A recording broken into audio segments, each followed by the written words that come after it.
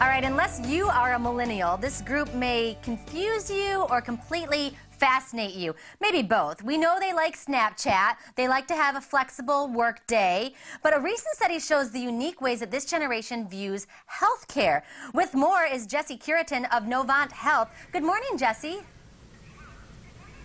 Courtney, good morning. All right, let's start with the stat that surprised me the most. It says many millennials say they would take better care of themselves if they had time to do so, but we know they spend a lot of time watching Netflix and posting on social media. So what gives? Yeah, you're right about that. First of all, let me tell you, this survey was really around a commitment for Novant Health to better understand the needs and behaviors of patient consumers. And when we did the survey, a lot of surprising information regarding millennials. And one, as you spoke, is really around this notion of time. We know they use their cell phones. We know that they're very sedentary. We know that they spend time watching television. But ironically enough, they do not believe that they have enough time to exercise. And so we see that as an opportunity to better educate them on the value of really exercise. The American College of Cardiology tells us that if we can get people to exercise at least 5 minutes a day, not only can they extend their lives by more than 3 years, but it also prevents premature death. So we see that as a unique opportunity to better educate that population. I mean, Pokemon Go has to count for something, right, Jesse? You're absolutely right. That's funny. Okay, the good news is, I guess, is that the survey also found that millennials are 4 times more likely to talk to their healthcare professional and get information from them rather than the internet, which I found a little bit surprising too.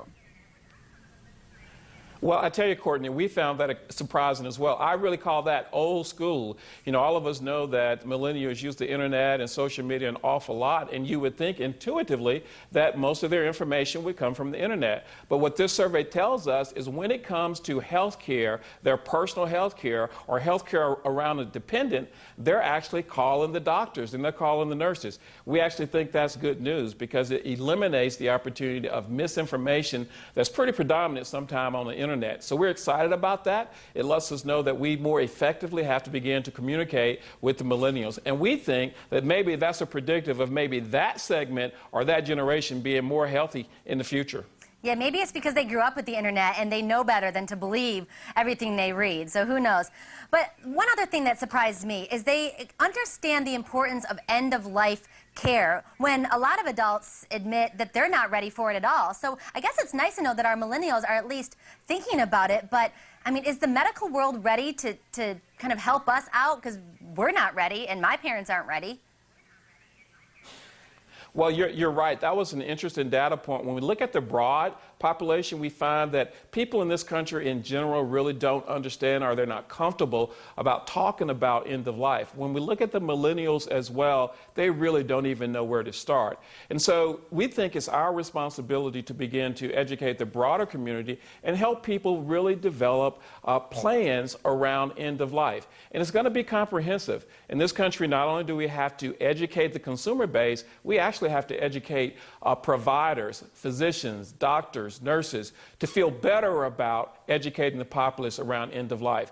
At Novant Health, we call it Choices and Champions, where we begin these conversations with our patients. But more than that, we're educating our administrators and doctors as well. We think it's a great opportunity for this country. We want to lead the effort in talking about end of life. That's part of the healthcare experience as well. So the millennials know it's important, but companies like Novant Health are really helping them understand and move forward with it. So is there a website we can go to for more information? Absolutely. NovantHealth.org/consumer attitudes. We look forward to all of the millennials joining us.